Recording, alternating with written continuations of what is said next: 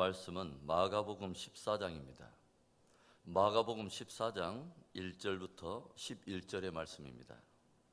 마가복음 14장 1절부터 11절의 말씀 우리 천천히 함께 읽어보겠습니다. 이틀이 지나면 유월절과 무교절이라 대제사장들과 서기관들이 예수를 흉교로 잡아 죽일 방도를 구하며 이르되 밀란이 날까 하노니 명절에는 하지 말자 하더라. 예수께서 베다니 나병 환자 시몬의 집에서 식사하실 때에 한 여자가 매우 값진 향유 곧 순전한 나드 한 옥합을 가지고 와서 그 옥합을 깨뜨려 예수의 머리에 부으니 어떤 사람들이 화를 내어 서로 말하되 어찌하여 이 향유를 허비하는가? 이 향유를 300데나리온 이상에 팔아 가난한 자들에게 줄 수 있었겠도다 하며 그 여자를 책망하는지라. 예수께서 이르시되 가만두라. 너희가 어찌하여 그를 괴롭게 하느냐? 그가 내게 좋은 일을 하였느니라. 가난한 자들은 항상 너희와 함께 있으니 아무 때라도 원하는 대로 도울 수 있거니와 나는 너희와 항상 함께 있지 아니하리라. 그는 힘을 다하여 내 몸에 향유를 부어 내 장례를 미리 준비하였느니라.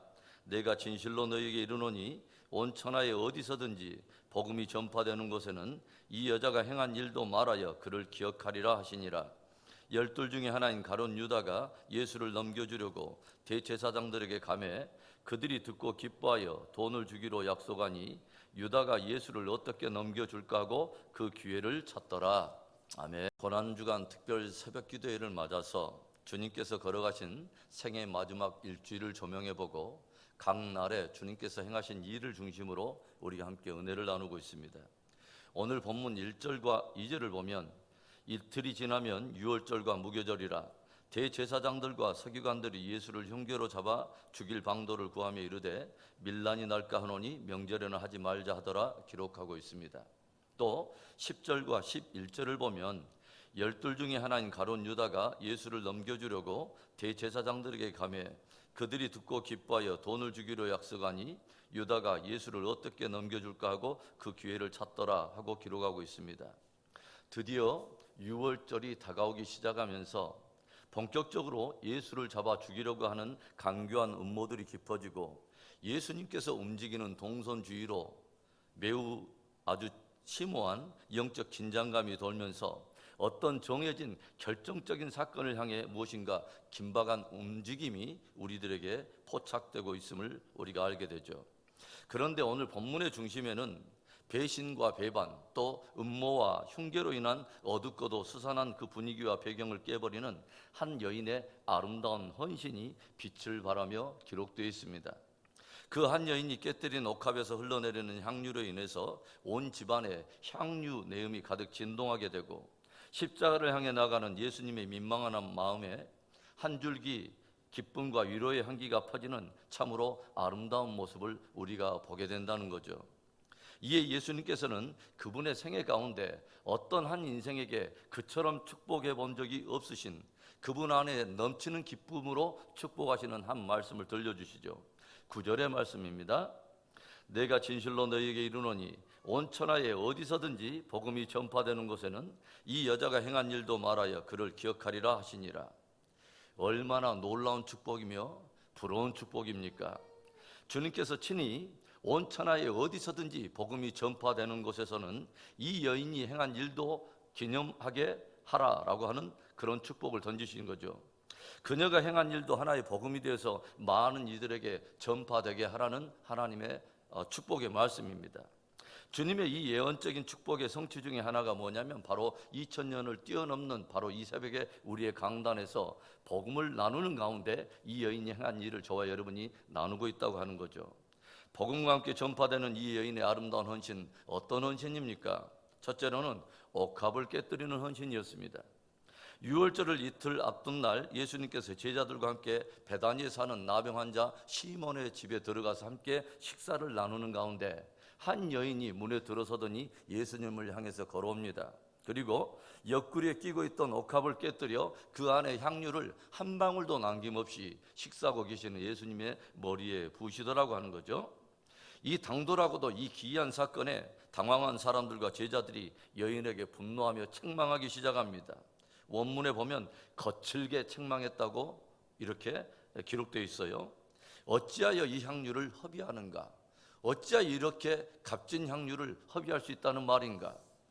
waste, 이 허비라고 하는 단어는 어떤 대상이나 존재에 걸맞지 않게 과도하게 도를 넘어서 지나치게 쏟아버리는 것을 우리가 허비라고 말을 하죠. 맞습니다. 과도한 허비였습니다. 그 안에는 1년치 한 노동자의 1년의 품삯에 해당하는 그런 가치의 귀한 향유가 담겨 있었기 때문이죠.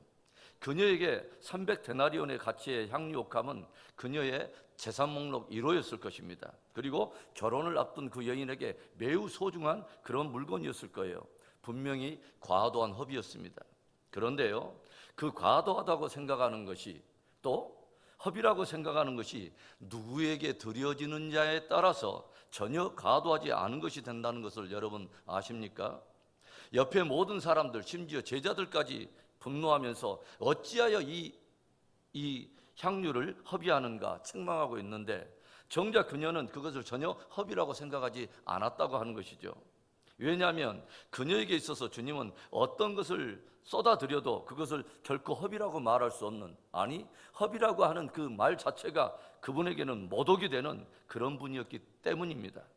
많은 사람들이 얼마나 드렸느냐라고 하는 것을 마음에 두고서 서로 판단하기도 하고 시험에 들기도 하고 우쭐하기도 하고 비판하는데, 그 여인의 중심에는 오직 그분이 나에게 누구인가가 그녀에게는 중요했다는 것이죠. 어제 새벽에 우리가 함께 나눈 표현 여러분 기억하십니까?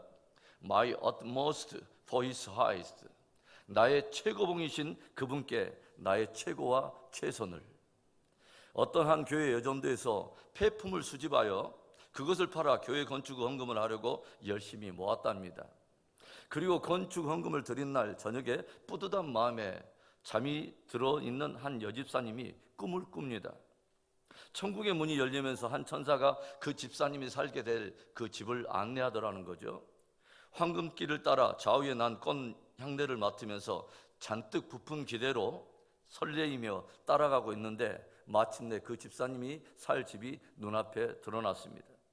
그런데 온통 그 집이 폐품으로 되어 있더랍니다.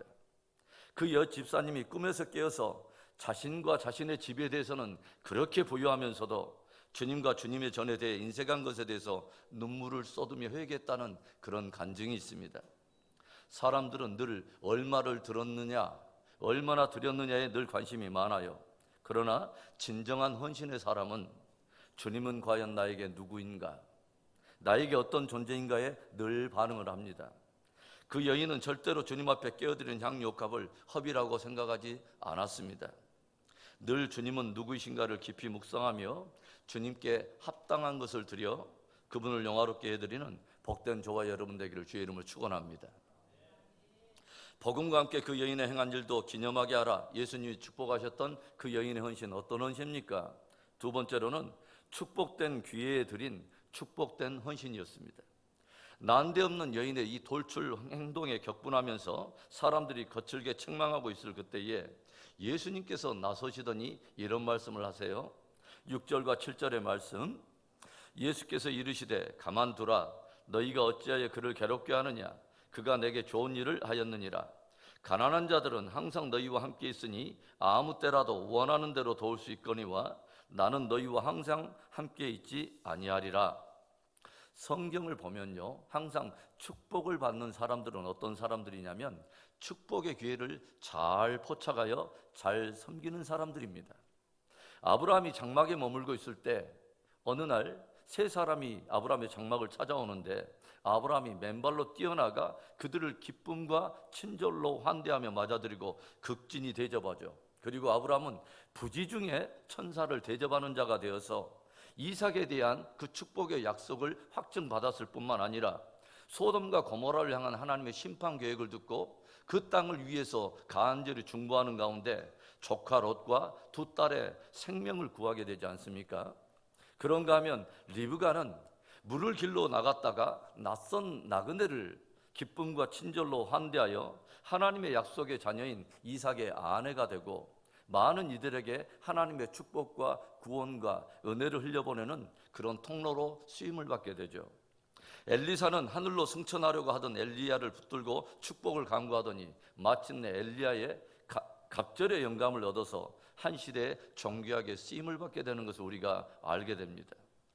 그런데 오늘 베다니 시몬의 집을 찾아온 이 여인의 이 놀라운 헌신에 대해서 주님은 뭐라고 말씀하냐면, 가난한 자들은 항상 너희와 함께 있으니 아무 때라도 원하는 대로 도울 수 있거니와 나는 너희와 항상 함께 있지 아니하리라 말씀하십니다. 무슨 말일까요? 주를 섬기는 기회가 아무 때나 오는 것이 아니라고 하는 것이죠. 또 기회가 온다고 해서 아무나 그 축복의 기회의 의미를 알고 그것을 기꺼이 섬기는 것이 아니더라고 하는 거죠. 이제 이틀 후면 주님은 십자가에 당신의 몸을 내어주심으로 죽음을 맞이하게 되는데, 이번에 주님께서 지나가시면 다시는 주님은 돌아오지 않으시는 것이죠. 예수님의 십자가의 사건을 앞두고서 제자들은 아무런 영적 흐름을 알지 못한 채 누가 예수님 좌편에 앉을 것인가 우편에 앉을 것인가 엉뚱한 기대 속에 엉뚱한 기회를 엿보고 있고, 종교 지도자들과 가룟 유다는 서로 결탁하여 호시탐탐 예수님을 팔아넘기고 죽일 기회를 넘보고 있을 바로 그때에 예수님을 가장 축복되게 섬길 기회를 얻게 된 바로 그 여인은 결코 그 기회를 그냥 지나치게 하지 않았습니다. 축복된 기회가 주어질 때 기쁨과 감사로 주를 섬김으로 주님을 영화롭게 하는 복된 저와 여러분의 생애가 되기를 주의 이름으로 축원합니다. 천하의 복음이 전파되는 곳에 이 여인의 행한 일을 함께 전파하여 기념되게 하라. 주님이 축복하셨던 그 여인의 헌신, 어떤 헌신이었습니까? 마지막 세 번째로는 주님을 위한 헌신이었습니다. 이 여인의 헌신을 축복하신 예수님의 말씀 가운데 우리를 가장 놀랍게 하고 충격에 빠뜨리는 부분이 바로 이 말씀이 아닐까 하는 생각을 해봐요. 8절의 말씀입니다. 우리 함께 읽어볼까요? 그는 힘을 다하여 내 몸에 향유를 부어 내 장례를 미리 준비하였느니라. 종교 지도자들은 시시탐탐 예수님을 붙들어 죽일 기회를 엿보고 있고, 제자들도 엉뚱한 기대 속에 엉뚱한 것을 생각하고 있을 때에 예수님께서 가시는 길의 의미를 정확히 간파하고 있고 그분의 동선을 정확히 이해하고 있는 유일한 한 사람이 바로 그 한 여인이었다고 하는 것이죠. 저가 힘을 다하여 내 몸에 향유를 부어 내 장례를 미리 준비하였느니라. 얼마나 놀랍습니까, 여러분? 주님께서는 여인을 책망하는 제자들에게 저를 가만두라. 그가 내게 좋은 일을 하였느니라.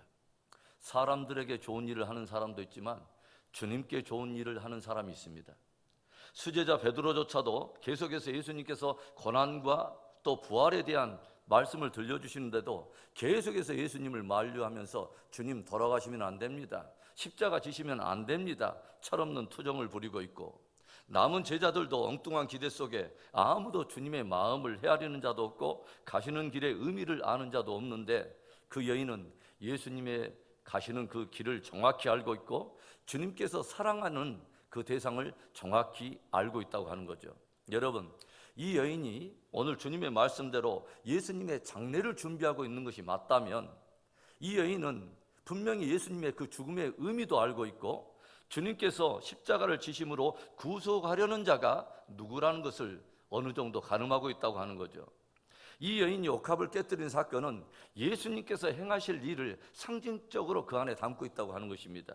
이제는 300데나리온의 옥합 정도가 아니라 하늘의 영광을 가지고 이 땅에 오신 아들이신 그분이 당신의 그 귀한 옥체를, 그 몸을 깨뜨리는 것을 알아버렸다고 하는 거죠. 300데나리온의 향유를 쏟는 정도가 아니라 당신의 몸에 물과 피를 쏟아버리려고 하는 것을 알아버렸다고 하는 것입니다. 하늘의 모든 피조물들이 당신의 물과 피를 쏟아서 영원토록 형벌에 들어갈 죄인을 구속하는 이 복음을 성취하려고 하시는 바로 그 신비한 헌신을 바라보며 서로 함께 중얼거려요.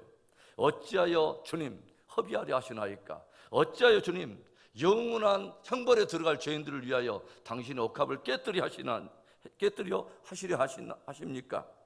기이하게 바라보고 있을 때 예수님께서는 아니야, 이건 결코 허비가 아니야. 그건 결코 허비가 아니야. 허비란 합당치 않은 대상을 향하여 값진 것을 아끼지 않고 과도하게 쏟아버리는 것이 허비지, 내가 합당하게 사랑하는 자들을 향해서 아낌없이 기꺼이 쏟아버리는 이것을 너희는 허비라 하지 말라. 예수님께서 행하려 하시는 그 일과 그 일에 담긴 의미, 그리고 그 사랑의 대상이 자신을 향하여 있음을 알아버린, 그 십자가와 그 보혈이 나를 향한 것임을 알아버린 바로 그 여인, 그 신부된 성도, 바로 그 여인은 주님의 복음을 그대로 자신의 헌신에 담아서 그것을 재현해 내므로 주님을 향한 사랑을 고백한 것입니다. 사랑하는 성도 여러분, 오늘 우리가 주님을 향하여 드리는 그 섬김은 허비입니까? 아니면 주님을 향한 사랑의 고백입니까? 유월절을 이틀 앞두고 예수님께서 움직이는 동선주의로 영적 긴장감이 감돌면서 온통 배반과 배신, 또 음모와 흉계로 인한 어둡고도 스산한 분위기와 배경이 깔리는 그 가운데 예수님의 마음에 깊은 고뇌와 민망함에 마음을 둘 것이 없던 바로 그날 300데나리온의 향유 옥합을 가져와 일말의 고민도 없이 일말의 갈등도 없이 주를 위해 아낌없이 쏟아버린 한 여인의 헌신, 당신의 복음을 이해하고 또 당신의 죽음을 이해하고 주님 앞에서 그 여인이 깨뜨린 옥합에서 그 부어진 그 향유는 십자가를 지고 내내 가시는 그 주님 앞에서 하나의 향취가 되고, 또 십자가에서 다 벗겨진 몸에도 여인이 가시지 않는 향취가 되어서 그분께 소망과 위로와 또 기쁨의 향취가 되지 않았을까요? 저와 여러분의 몸과 마음에는 주님께서 당신의 몸을 깨뜨려서 우리 위에 부으시고 흘리신 주님의 물과 피의 냄새가 묻어 있습니까? 그렇다면 우리 또한 주를 향한 아름다운 헌신을 드림으로 향유 내음 가득한 가정, 향유 내음 가득한 우리의 신앙 공동체 되는 은혜가 있기를 축원합니다. 좋으신 하나님 아버지, 감사합니다. 복되고 아름다운 귀한 3일 새벽에 우리가 주님께서 또 우리에게 들려준 귀한 믿음의 도전을 받습니다. 한 여인의 헌신을 통해서 우리에게 진정한 헌신이 무엇인가를 또다시 새겨주시는 귀한 은혜를 주어 우리가 새기게 됩니다. 오늘 귀한 여인이 보여준 옥합을 깨뜨리는 그 헌신, 축복된 귀에 드린 그 축복의 헌신, 또 주님을 향한 그 아버지 헌신을 우리가 하나님 아버지 주 마음에 새기고, 오 하나님, 주님이 십자가 위에서 깨뜨렸던 그 헌신을 자기의 삶에 그대로 신앙의 고백으로 담아 재현해낸 그 여인처럼 우리도 우리의 삶을 통해 주님을 온전히 예배할 수 있도록 축복해 주시옵소서. 역사하실 우리 하나님을 찬양하고 예수님의 이름으로 감사하며 기도합니다. 아멘.